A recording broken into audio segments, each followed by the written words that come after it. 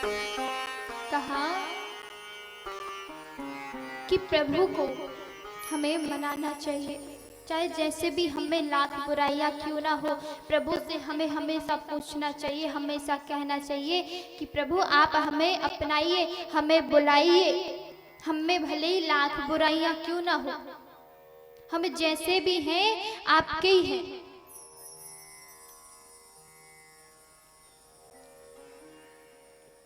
और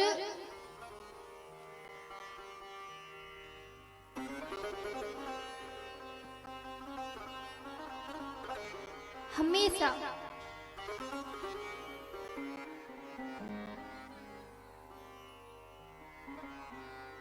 हमारे घर में जब बेटियां होती हैं, उनका विवाह होता है, तो विवाह होता है जब उन्हें विदा करते हैं। माता मैना ने पार्वती जी को विदा किया और विदा करते समय उन्हें बड़ा अच्छा ज्ञान दिया।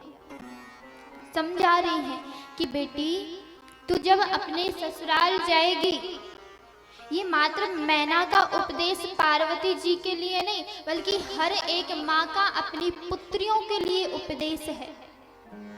हर एक माँ को अपनी बेटी को यही शिक्षा देनी चाहिए कि जब ससुराल में जाओ तो वहाँ बड़ों का कैसा सम्मान करना चाहिए, छोटों का कैसा आदर करना चाहिए, हर एक चीज।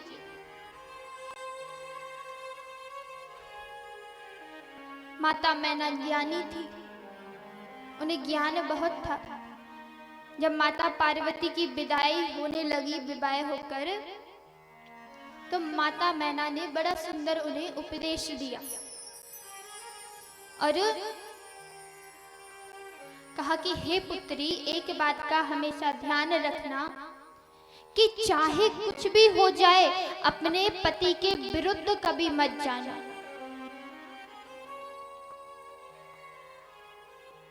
स्त्री को कभी अपने पति के विरुद्ध नहीं जाना चाहिए और पति को अपनी पत्नी के विरुद्ध नहीं जाना चाहिए।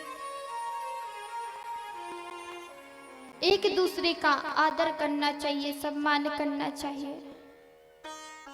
यदि पति परमेश्वर है तो देवी भी, जो आपकी पत्नी है वो देवी से कोई कम नहीं है, क्योंकि नारी में आदि परंबा की शक्ति है। नारी को देवी माना जाता है, नारी को शक्ति माना जाता है। यदि पति परमात्मा है तो पत्नी भी देवी है। दोनों का आदर होना चाहिए, एक दूसरे के प्रति सम्मान होना चाहिए, एक दूसरे के प्रति।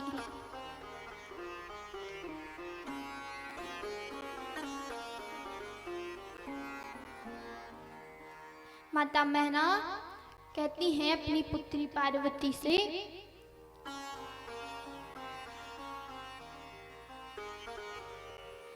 मानिए दुलारी मेरा कहना, इस भांति रहना, जाके ससुराल में।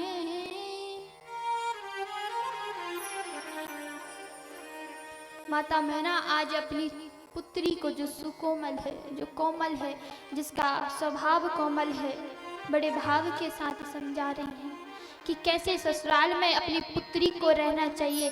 सभी माताओं को अपनी पुत्री को ज्ञान देना चाहिए, समझाना चाहिए कि ससुराल में वो कैसी रहे। उसे व्यर्थ की बातें ना बताएं, यहाँ वहाँ की बातें नहीं। ये नहीं कि जिठानी है तो उससे तो थोड़ा सा बहस कर लिया करना, कुछ नहीं होता। ये नहीं, जिठानी है तो वो तेरी बड़ी बहन के समान है, और देवरानी है तो छोटी बहन है, देवर है वो तेरा भाई है, ननद है वो तेरी बहन है। यदि इस प्रकार से माताएं अपनी बालिकाओं को ज्ञान दें, उन्हें समझाएं, तो उस घर में कभी भी कलेश नहीं होगा, कभी कोई लड़ाई नहीं होगी, कभी कोई झगड़ा नहीं होगा।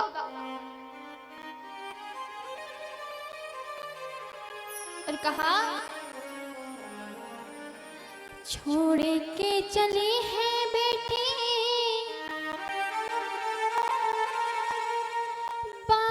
ससुर का अंगना,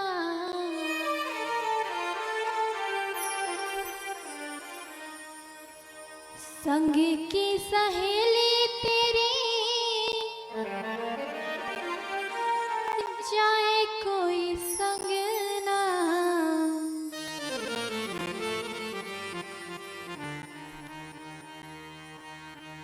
अपने घर की आन मान रखना बेटी स्वाभिमान,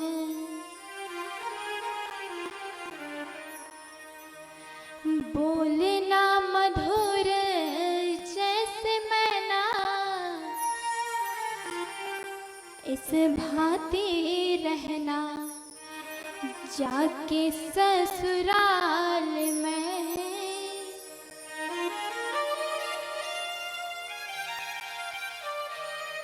मानिए दुलारी मेरा कहना, इस भांति रहना जाके ससुराल में।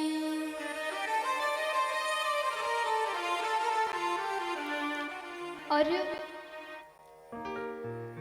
अपने सास अपने ससुर को कैसा मानना चाहिए, कैसा आदर देना चाहिए, क्या सम्मान देना चाहिए। तो कहा कि अपनी सास को माँ का दर्जा देना चाहिए, माँ के समान मानना चाहिए। जिस दिन आपने अपनी सास को माँ मान लिया, अपने ससुर को पिता मान लिया, तो उस घर में कभी सास बहू के बीच में कभी भी झगड़ा नहीं होगा। यदि आपकी सास आपको कुछ कह रही है तो आप ये समझो कि हमारी माँ हमें कुछ कह रही है, हमने कुछ गलत किया होगा, हमसे कोई गलती हो गई होगी तो हमारी माँ हमें कुछ कह रही है।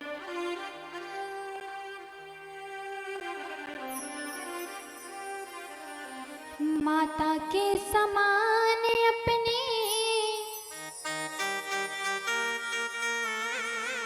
सासू जी को मानना,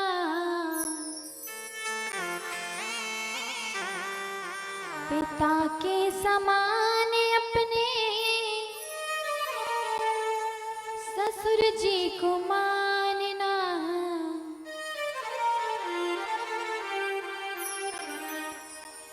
जिठानी का आदर करना, देवरानी से प्यार करना, जिठानी का आदर करना, देवरानी से प्यार करना। और क्या कहा, इन्हीं को समझना अपनी बहना, इस भांति रहना जाके ससुराल में।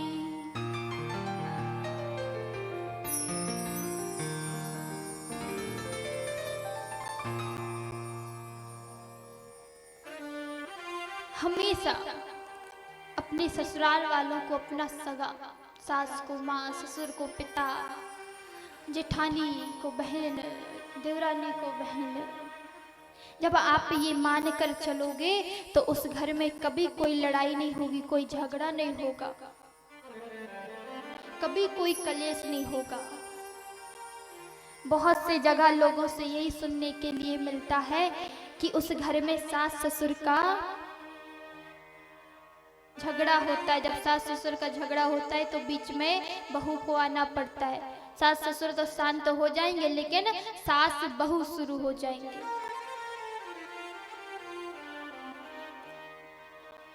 बस हमारी कमी यही पर रह जाती है कि हम सास जो होती है उसे हम सास मानते हैं, माने। और यदि हमने मान भी लिया कि सास हमारी माँ है तो वहां पे सास कमी कर देगी, फिर सास उसे बहू मानेगी, बेटी नहीं मानेगी।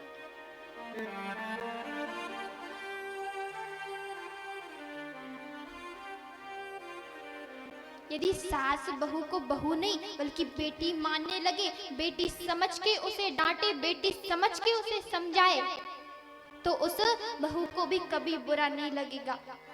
नहीं तो बहू सास को तो अपनी माँ मान रही है, लेकिन सास ही बहू को बेटी नहीं मान रही, फिर तो झगड़ा हो गई। कहते हैं ना, दोनों तरफ से एक सी चीजें होनी चाहिए, दोनों तरफ से पल्ला जो है वो समान होना चाहिए। यदि हम कहीं पर चेयर रखते हैं, कुर्सी रखते हैं, तो वहां पे यदि बराबर जगह नहीं होगी, एक सी जगह नहीं होगी, एक जगह नीचा होगा, एक जगह ऊंचा होगा, तो यूं ये नीचा हुआ, ये ऊंचा हुआ, और यहाँ पे हमने कुर्सी रख दी, तो क्या होगा? कुर्सी तो यूं गिर जाएगी ना। दोनों समान जब ये होगा तो कुर्सी क्यों गिरेगी, टेबल क्यों गिरेगी? आप इसे समझ लो, ये तख्त रखा है, यदि इसे ऊंचे नीचे में रख दे तो ये गिर जाएगा। ऐसे ही रिश्ता है, यदि रिश्ता दोनों तरफ से एक बराबरी का हो तो वहां पे कभी भी कोई कलेश नहीं हो सकता, कोई झगड़ा नहीं हो सकता, हमेशा प्रेम ही प्रेम होगा।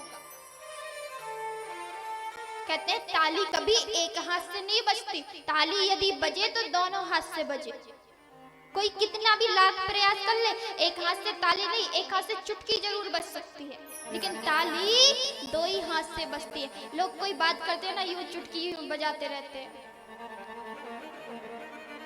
क्यों नहीं बजती ताली? चुटकी बजाने से काम हो जाता है, ताली तो दोनों हाथ से ही बजेगी। इसलिए कहा कि यदि हमें कोई भी चीज रिश्ता निभाना है, कोई भी चीज निभाना है, तो दोनों साइड से, दोनों चीज से आदर सम्मान होना चाहिए।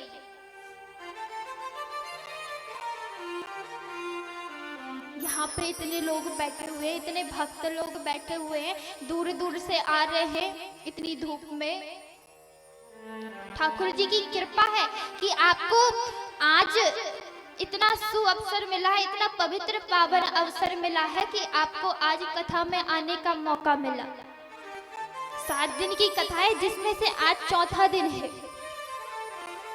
तो जरूरी नहीं कि आप 7 दिन ही आते हो, एक आध दिन आप ना भी आए, कोई काम आ जाता है तो आप एक आध दिन 2 दिन नहीं आते। लोगों को ज्यादा प्रसन्नता कब रहती आने की, लोग वेट करते रहते से, इंतजार करते रहते हैं, कैसा कि आज कथा का पहला दिन हो गया, कलश यात्रा होगी, कुछ कथा होगी तो 5-10 मिनट हो गया, दूसरा दिन भी निकल गया, तीसरा दिन कहे चलो भोले बाबा की बारात है आज चलेंगे, तो ने कहा चलो आज नहीं कल जाएंगे। कल क्यों जाएंगे? अरे कल तो रसगुल्ले की कथा है, चौथे दिन रसगुल्ले मिलेंगे। तो कहा सबसे ज्यादा प्रसन्नता कब रहती लोगों को? चौथे दिन, जब भगवान कृष्ण का जन्म होता है। उस दिन तो दूर दूर से जैसे पता चल जाए ना आज कथा का चौथा दिन है, तो लोग दौड़े दौड़े सारे काम छोड़ के आ जाते हैं। और बाकी दिन तो कहा भक्तों का चरित्र बताएंगे, लेकिन बताने आपको चौथे दिन से ही तो असली आनंद है। जब ठाकुर जी आ जाते हैं तो वहां तो आनंद ही आनंद आ जाता है। आप सबने ठाकुर जी से एक प्रार्थना अवश्य करें कि ठाकुर जी जो हम बीच बीच में रह जाते हैं, एक दिन 2 दिन का हमसे रह जाता है, नहीं आ पाते हैं, हम पे एक दिन ऐसी कृपा करना कि हम राजा परीक्षित के जैसे एक ही आसन में, एक ही गद्दे में, एक ही जगह में बैठकर 7 दिन तक श्रीमद् भागवत महापुराण की कथा को श्रवण कर सके। हमसे एक दिन भी ना छूट पाए, हमें पूरा सुबह की पूजा से लेके कथा की आरती तक का जो समय है वो हमें प्राप्त हो। सब ठाकुर जी से ये प्रार्थना करें कि हमसे कोई भी एक दिन भी ना रह पाए। हमारे यजमान जी बैठे हुए हैं, वो 7 दिन, आज कथा का उनका चौथा दिन है, सुबह की आरती से लेके शाम की आरती तक बैठे रहते हैं। उन्हें भगवान ने ये अवसर दिया है, ये सुअवसर दिया है इस उम्र में भी कि वो बड़े आराम से बैठ के कथा श्रवण कर रहे हैं। आप सब भी भगवान से यही प्रार्थना करिए कि एक दिन हमें ऐसा समय दे कि हम एक आसन में बैठकर 3 घंटे तक कथा श्रवण कर पाए। कथा श्रवण कर ले बड़े आराम से।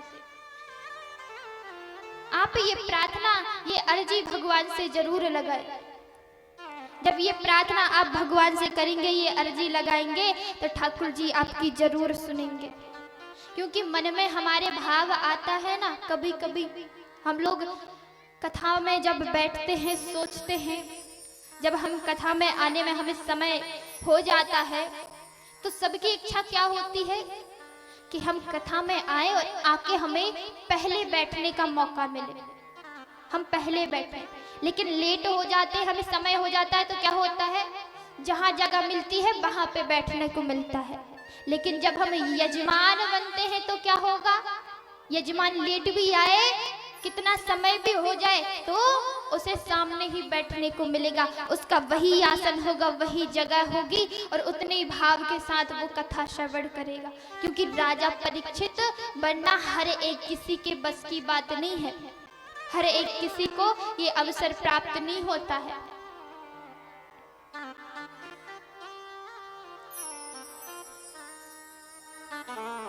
सब लोग कहते हैं भक्तों के बड़े चरित्र हैं भगवान में, सब भगवान को बड़े मानते हैं। उत्तानपाद जी हैं, इनके पुत्र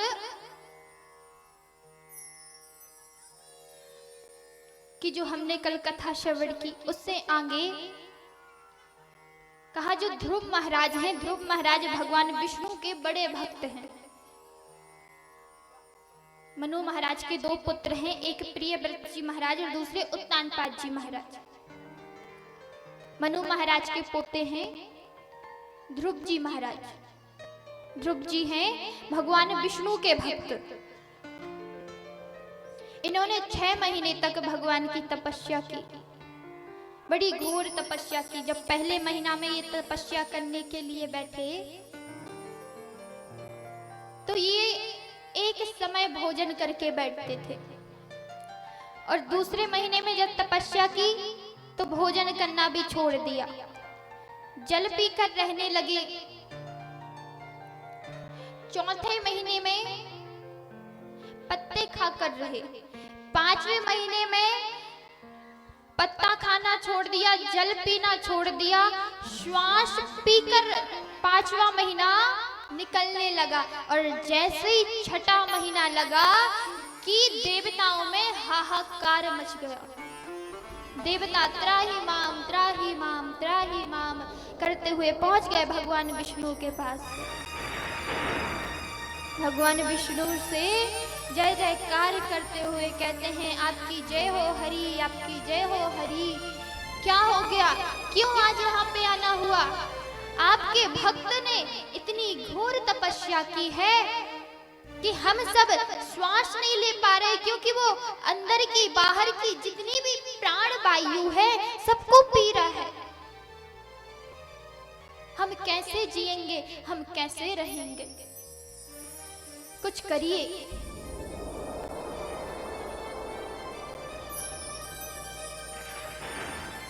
भगवान आते हैं, और जैसे ही भगवान आए,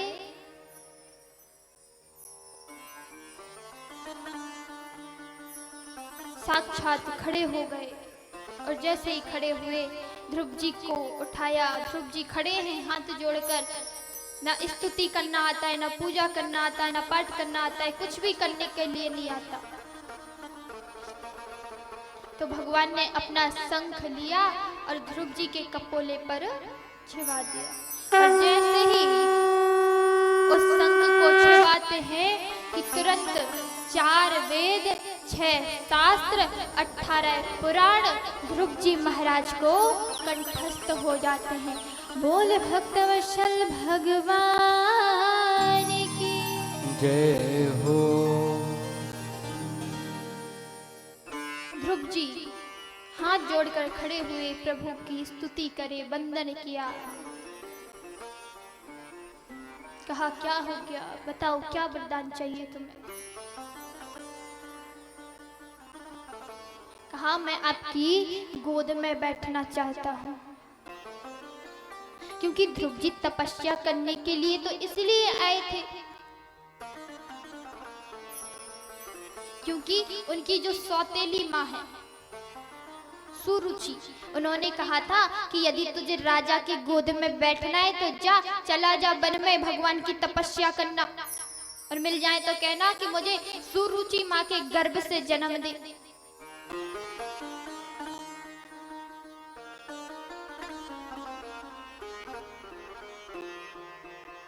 तो भगवान कहते हैं मैं तुम्हें वरदान देता हूं कि तुम 36,000 वर्ष तक राज्य करोगे और उसके बाद तुम्हें ध्रुव लोक की प्राप्ति होगी। तो आज भी ये बात प्रमाणित है कि जब हम देखते हैं आकाश में तो हमें ध्रुव तारा दिखाई देता है। जो ध्रुव तारा है वो उसका जो दर्शन है, जो उसे देखते हैं उसकी चमक जो है वो सभी ताराओं से अलग रहती है। हम लोग जब कभी कभी देखते हैं ना आकाश से कि कोई कहता है कि देखो आकाश से गधा जा रहा है, कोई कहता है धनुष जा रहा है, कोई कहता है बाढ़ जा रहा है, कोई कहता है देखो तारा चल रहा है। तारा चलता है, वो तो तारा तो जहां के तहां है। बस जो आकाश है, कहते पृथ्वी जो है, पृथ्वी हमारी एक जगह पर थोड़ी ना रुकी कि पृथ्वी है भाई तो चलो पृथ्वी एक जगह पे आके खड़ी हो गई कि बैठ गई या फिर वहीं पे बिल्कुल एकदम रुकी हुई है। पृथ्वी एक जगह नहीं रुकी है, पृथ्वी तो घूम रही है। पृथ्वी घूम रही है, तारा चल रहा है, हम देखते हैं तारा आगे बढ़ रहा है। कहते हैं लोग, बुजुर्गों से काफी बात सुनने के लिए मिलता है कि टूटते हुआ यदि तारा दिखाई दे तो आंख बंद करके जो कहो वो तारे से बोल दो, मनोकामना अपनी इच्छा पूरी हो जाती है। ये बुजुर्गों से सुनने को लिए मिलता है। बुजुर्ग लोग कहते हैं ना कि तारा देखो देखो टूटा हुआ जा रहा है, जो बोलना है बोल दो, सब पूरा होगा। कहते हैं जो बुजुर्ग लोग हैं उन्हें बहुत ज्ञान होता है, बड़ी समझ होती है आज के लोगों से ज्यादा। क्योंकि आज के लोग क्या सुनते हैं, क्या समझते हैं, उन्हें जो आज का पता होगा वो उसके अनुसार बात करेंगे।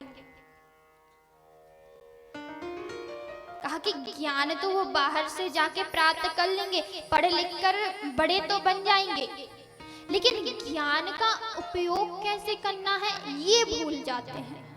आप ज्ञानी तो बन गए, लेकिन आपने बड़ों का सम्मान नहीं किया तो क्या काम का ज्ञान। आके आप अपना दिखाने लगे कि अरे हम तो विदेश से पढ़ के आए हैं, हम तो दिल्ली भोपाल से पढ़ के आए हैं, हम तो इंदौर से, इंग्लैंड से, यहाँ वहाँ से, यूरोन से पढ़ के आए हैं, हमारे अंदर तो इतना ज्ञान भरा हुआ है, हमने तो इंग्लिश मीडियम किया हुआ है, हम तो ये हैं वो हैं। ये क्या है? आप पढ़ लिए, आपके अंदर ज्ञान तो है, लेकिन ये कौन सा ज्ञान है? आप ज्ञानी तो हैं, लेकिन आपको गीता जी का एक श्लोक नहीं पता, राम जी कौन है ये नहीं पता, कृष्ण जी कौन है ये नहीं पता, भागवत क्या है, पुराण क्या है, शास्त्र क्या है, हमारा वेद क्या है, हमारी संस्कृति क्या है। यदि ये हमें नहीं पता तो आपने कौन सा ज्ञान प्राप्त किया? हमारी राष्ट्रीय जो भाषा है वो क्या है? वो संस्कृत है, वो हिंदी है। आपको संस्कृत आनी चाहिए, आपको हिंदी आनी चाहिए। लेकिन आज के क्या है, आजकल लोग क्या कहते हैं, इसे हिंदी आती, इंग्लिश नहीं आती, इंग्लिश नहीं आती यानी इसे कुछ नहीं आता। अरे भाई तुझे इंग्लिश आ रही है और हिंदी नहीं आ रही, इसका मतलब तुझे कुछ नहीं आता। अरे तू नित्य प्रतिदिन भागवत जी का एक श्लोक पढ़, गीता का एक श्लोक पढ़, तुझे संस्कृत तो आनी चाहिए, तब तो तू विद्वान माना जाएगा। तुझे हमारी संस्कृति ही पता नहीं है तो तू कौन सा विद्वान है? भेज दिया विदेश में पढ़ने के लिए, वहां से आ गए ये बन के वो बन के। अरे अब वकील बन जाओ, डॉक्टर बन जाओ, इंजीनियर बन जाओ, मिनिस्टर बन जाओ, सब बन के आ जाओ, लेकिन आपको हमारी भारतीय संस्कृति पता नहीं है तो आप कौन से काम के बड़े कलेक्टर बन के आए हो?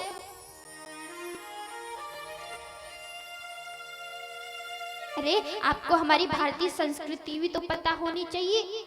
हम भाई भारतीय हैं, हम अंग्रेज थोड़ी ना है कि अंग्रेजी झाड़े।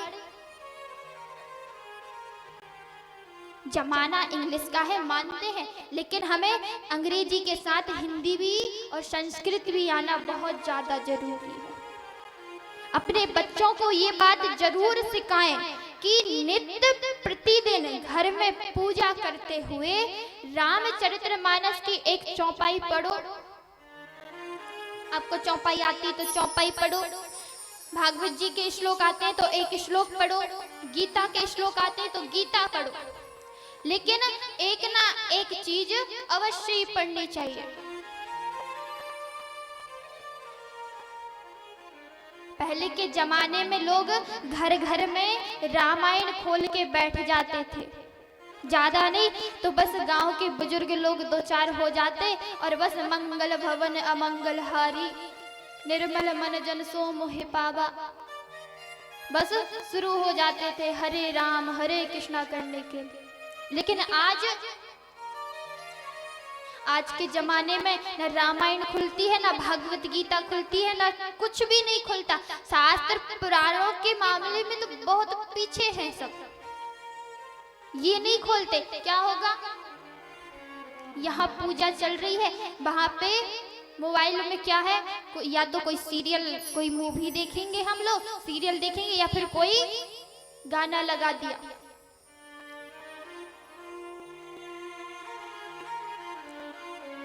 अरे आप पूजा करो, एक चौपाई का पाठ करो।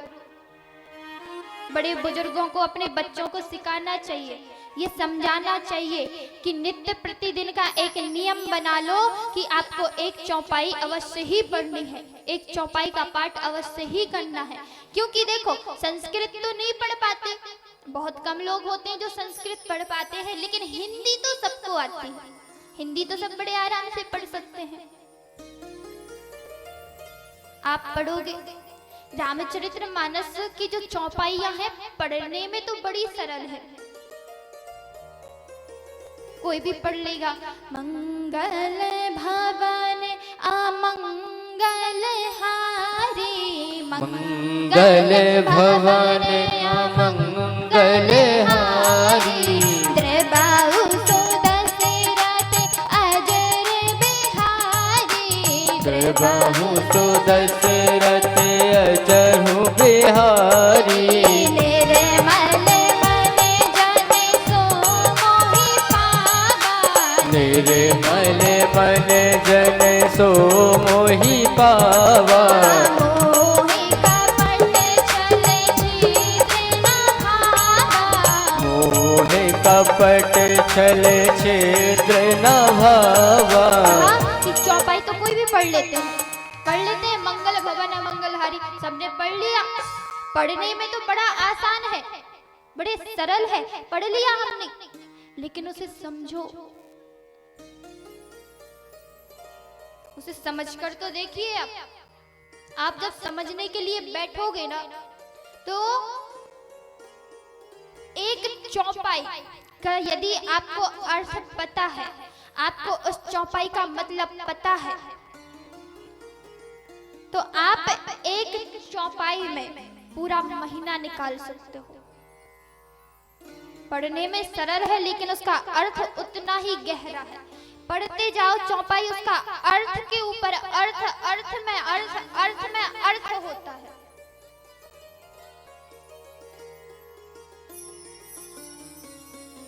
पढ़ने में सरल, लेकिन अर्थ उसका बहुत है। और भागवत जी के जो श्लोक हैं, ये पढ़ने में जरूर कठिन है, पढ़ने में कठिन है, क्योंकि भागवत में जो श्लोक हैं, श्लोक में सिर्फ दो चीज मेन होती हैं। क्या बोले, एक बिंदी होती है, जो यदि शब्द लिखा हुआ है, यदि सिर्फ एक माँ बना दिया और माँ के ऊपर एक बिंदी रख दी, तो वो क्या होता है, उसका उच्चारण माँ ही होता है। एक बिंदी है यानी कि उसका उच्चारण माँ हुआ, तो क्या हो गया, मम। और यदि दो माँ है, दो माँ बने हुए हैं, उसमें मम लिखा है और मम के पीछे दो बिंदी और लगा दी, दो बिंदी का मतलब होता है हा। एक बिंदी का मतलब माँ और दो बिंदी का मतलब हा। बस ये दो चीज जिसने समझ ली, समझो उसे पूरी संस्कृत पढ़नी आ गई। अरे आप व्याकरण में जाने की आपको क्या जरूरत है? आप व्याकरण तो है ही कठिन, व्याकरण तो हर किसी को नहीं आती है, बस आपको संस्कृत के श्लोक पढ़ने हैं, भागवत जी में आपकी रुचि है, तो बस आप ये दो बिंदी का मतलब समझ लो, एक का माँ और दो का हा, आपको पूरे भागवत के श्लोक पढ़ने आ जाएंगे, आप सब पढ़ने लग जाओगे। क्योंकि ये पढ़ने में जरूर कठिन है, लेकिन इसका जो अर्थ है वो बिल्कुल सरल है।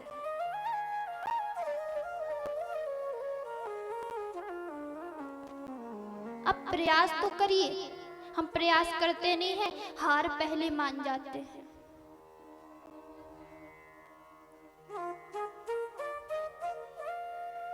हार नहीं मानना चाहिए हमें, कोई भी चीज की, हर एक चीज का हमें प्रयास करना चाहिए, क्योंकि मेहनत करने वाले की कभी हार नहीं होती है। अरे तो मेहनत करते करते कितनी बार गिरेगा? एक बार गिरेगा, दो बार गिरेगा, तीन बार गिरेगा, चौथी बार थोड़ा संभल जाएगा।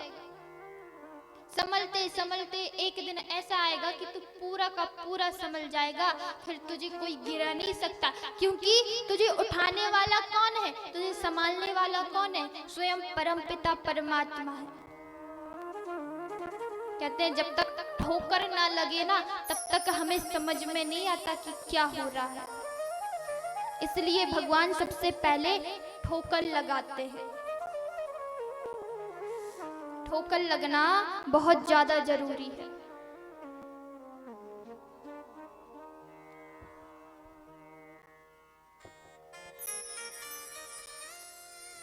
जिंदगी में ठोकर लगी, भगवान हर चीज का हमें समय देते हैं कि क्या करना चाहिए, क्या नहीं करना चाहिए।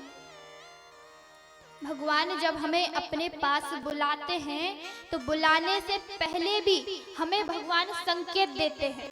जब हमारी मृत्यु पास में आती है ना, तो मृत्यु होने से पहले भगवान हमें संकेत दे देते हैं।